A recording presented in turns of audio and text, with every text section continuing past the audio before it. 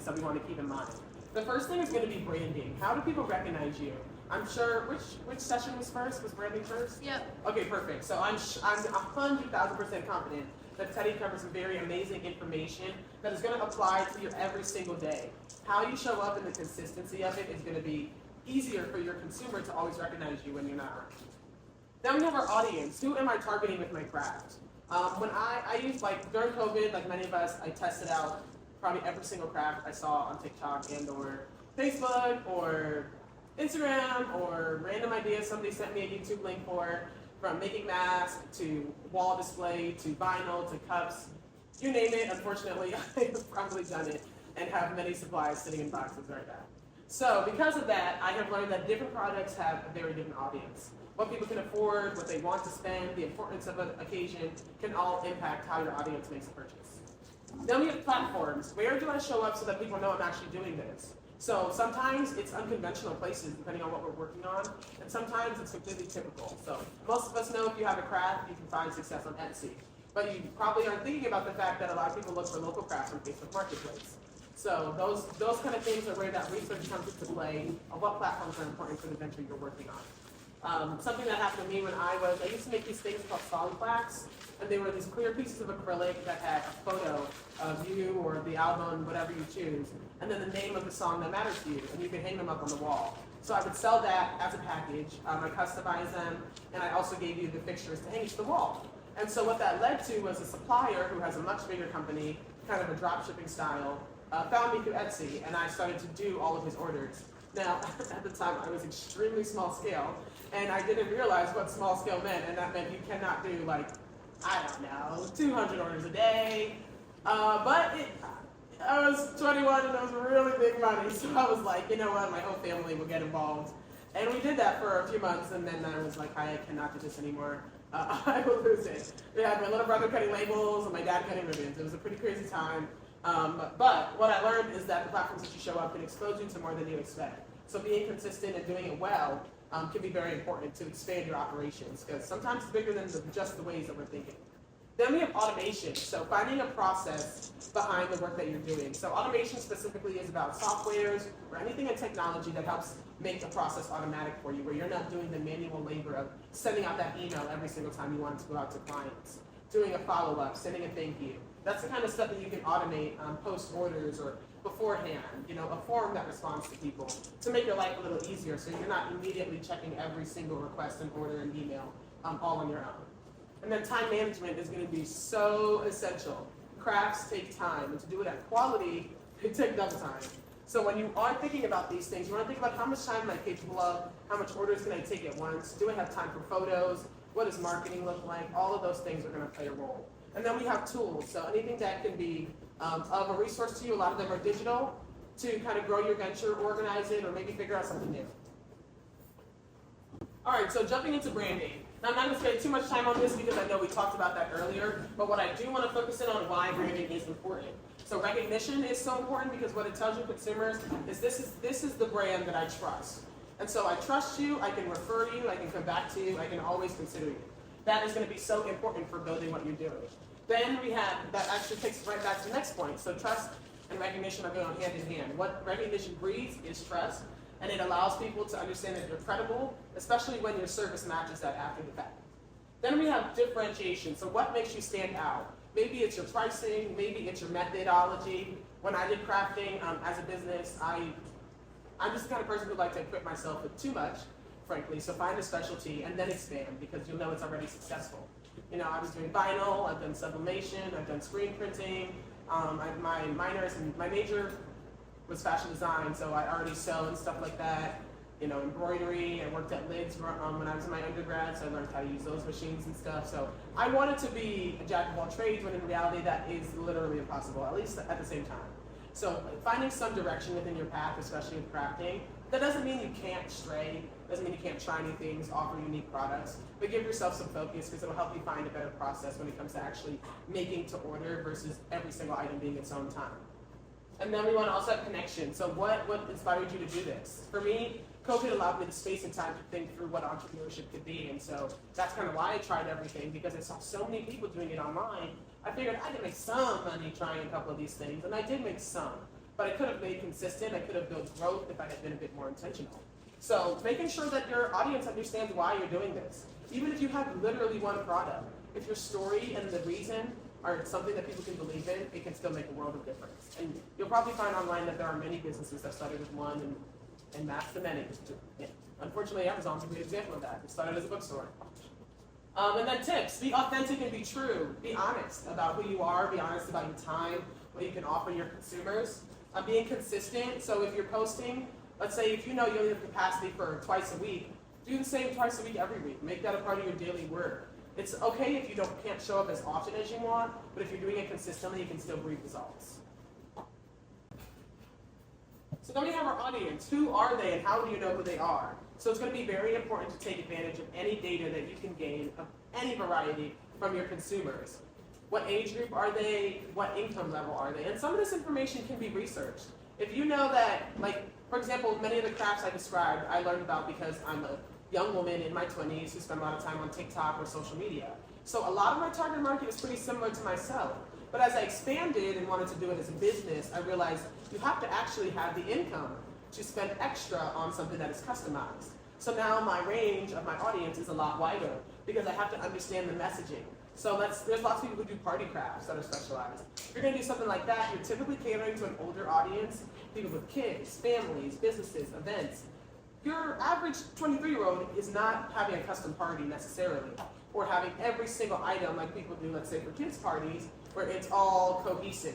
Many of them create stuff based on a whole show, from your plates to your bags to your decorations. So if you're going to do something like that, you have to be clear who that's for, or you're just spending material on product and time that you can't get back, unfortunately. So you want to make it as worthwhile as possible. And then how do you connect with them? You want to build those personas, understand how they communicate and wear. Some people like to see the behind the scenes, some like to see the finished products. So if you have, let's say you do something like clothes, they want to know how you style them. All those things are going to be very important for how to connect with your audience, because what they want to understand is that you empathize with their problem. So whatever you're solving is what they want to see, and they want to make that clear. Even if it's a luxury item, there's still a need. I need this to look a certain way, or I need it to be a specific size, a material. So focusing on those, not necessarily what's most important as far as, don't compare yourself to the needs of things like a food, or a service like a lawn care. All those, yes, those things are required, but what you're doing is just as much required because it benefits somebody, and it's something that matters to them. So that's important to think about when it comes to your audience as well. Then I have platforms. So a few things are really guided questions to ask yourself is, where does your service show up? So like my example, if you're doing party supplies, you may be on things like the Knot for weddings and events, but you may also be on things like Etsy, or you also are on Facebook because you have materials that you sell that people can pick up locally. So showing up in multiple places is going to be very helpful because it expands your visibility and it also drives more attention to you. You don't necessarily have to be in places where you have to check it every second. It could be similar to how people have Yelp pages if you have a business. You just send all your reviews there and it gives you somewhere for people to reference to, but you probably don't have to update it necessarily every single month or every single week. It may be every couple months just so it has fresh photos and you're checking what people are saying. You're making sure you respond and stuff like that. And then does your business need to be somewhere more specific to be credible? People, want to ensure that their money is safe, that they're spending what they want, that they're getting what they're spending for. So being on platforms sometimes that people trust is helpful because it builds credibility. So that's a big part of why so many crafters are on Etsy. You know for a fact that when you go to Etsy, you're probably going to get something customized and high quality that you're just not going to find anywhere else. They've got a specialty, they've got a purpose, regardless of what it may be. And that has a huge variety because there are big corporations also on Etsy because it is a seller's platform. So you're balancing between the two, but what it shows is that you can be trusted. And then where can you find your competitors? So if you are finding that a lot of people are saying, I reference a lot of personal experiences in how I present. So we work in weddings, we hear a lot of things about where people look for venues. They look on, X, Y, and Z specific sites. So if I'm starting to do tours and people are saying, yeah, we actually found, this information over here, and I'm starting to hear this more often, what it indicates to me is that people are more commonly looking at this other place than they are where I currently am. So that means I need to show up there as well in order to be in direct line with my consumers. So just like any industry, even local places they have crafting sites, or they have fairs, places that they promote businesses. You're going to want to dig through where both you are and your competitors. For one of my businesses, I do food. A lot of food businesses get clientele from being in vendor books. That means that a next goal of mine is I now need to start to get into these spaces so that I can be a trustworthy referral for people who are booking private events with these locations. And then social media. I firmly believe that you should have a Facebook, you should have an Instagram, and you should have a landing page, regardless of even how small you may want to be. Because small or big, people still need to trust your product, and you are still taking their money if you are selling. Therefore, they want to know that that money is going to where it's supposed to and using how it's supposed to. Obviously, you don't have to break down your numbers for them. That is not the point of that. Even you put your prices and you call it a day. But what it does show them is that this is a legit business and or a person who takes what they do serious. And that can be enough, especially with crafting. While there are formalities, it doesn't have to be that way. You can be successful doing it a totally different way. But in a day and age where technology is literally taking over every aspect of our lives, you can only help yourself by being more prepared for where people are looking and how to show up. And then text and email marketing is a great tool if you have the capacity for it. What it does for your clients is it reminds them that you're there. So if they need your product again, if they're thinking about gifts, if they have a special occasion, and they're like, I wanted to get this again, or I wanted to purchase something like this, text and email are great reminders to create repeat customers. And then what is the purpose? Why am I showing up on here? Are my consumers in that location? The purpose really re-emphasizes a lot of the other questions. And you're constantly thinking about them because these things can change. The platform, there are new apps and softwares and websites every day. So keeping your eye on what's changing within your industry can be helpful to stay ahead. We see AI, it went from AI was a concept to AI is literally in anything and everything.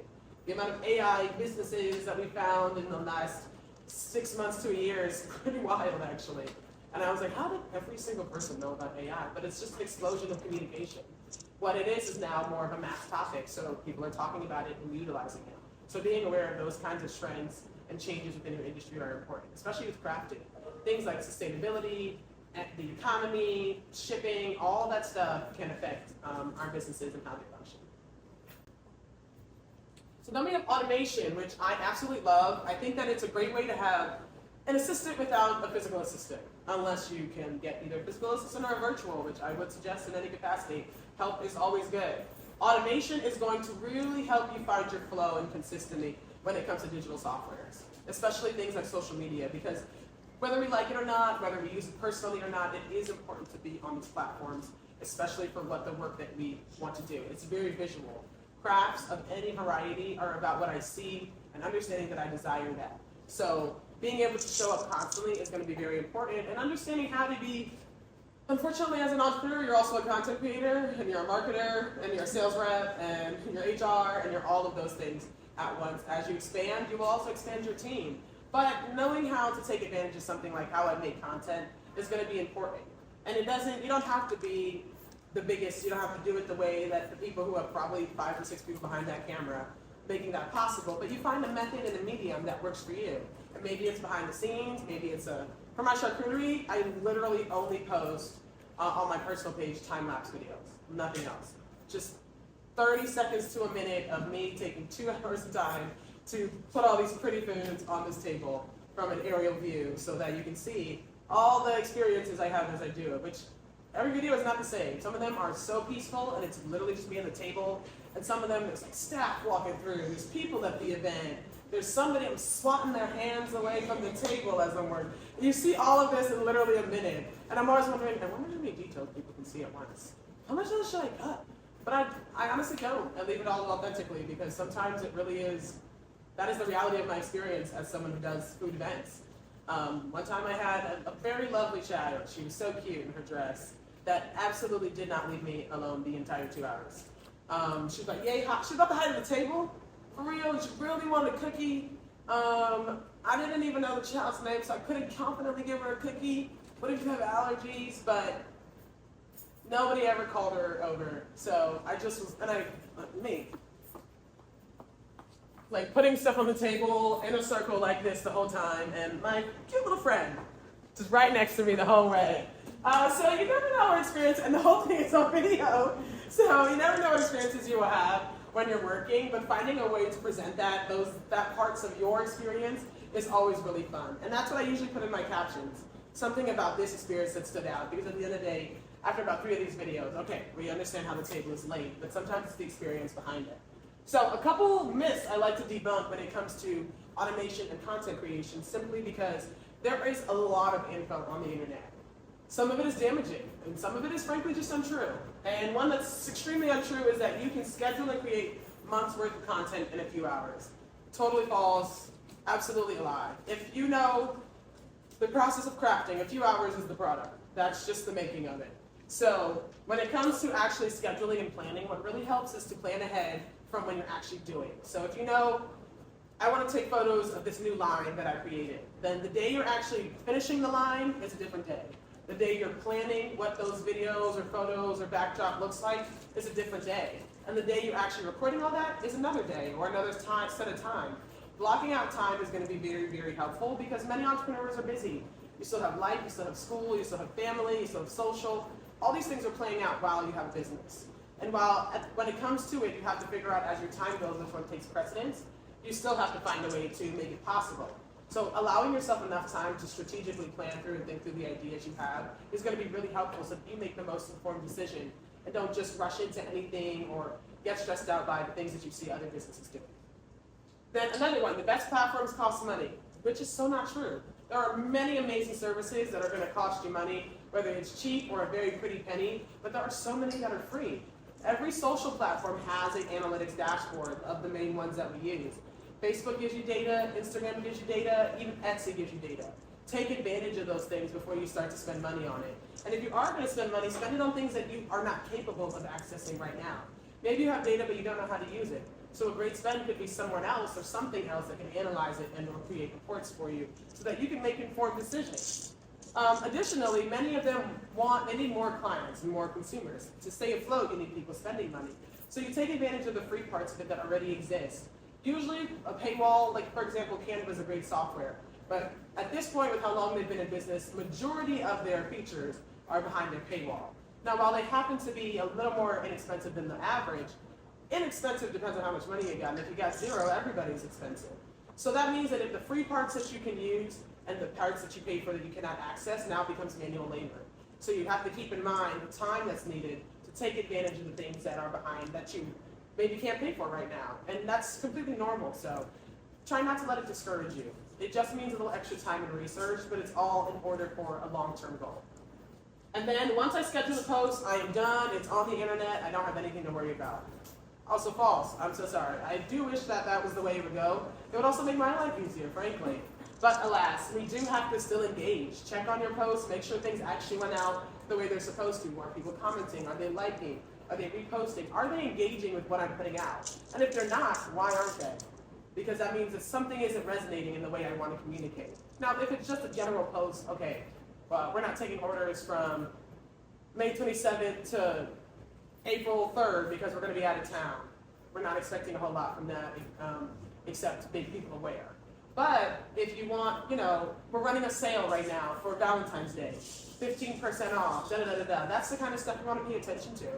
Any of your posts, frankly, but especially ones that are high impact or that you're expecting some kind of turnaround or engagement with. You want to put time into actually checking on these things and looking at how they go so that the next time you do it, you can say, okay, I did this last time, it didn't work so well, or I did this last time and it worked great, I'm going to repeat that model again. And then we have time management. Now this one is pretty self-explanatory, but I never heard throw out some tips and tricks that make it a little bit easier. So that time blocking we were talking about, where you set out different time frames based on your own availability or your schedule or your capacity to figure things out for your business, is going to be essential. And that's bigger than marketing. That's all the tasks you have to do. When you start to really list it out, when you're thinking about how legitimate and how far you want your business to go, it's a lot of details. It's a lot of factors. There's a lot of things to consider.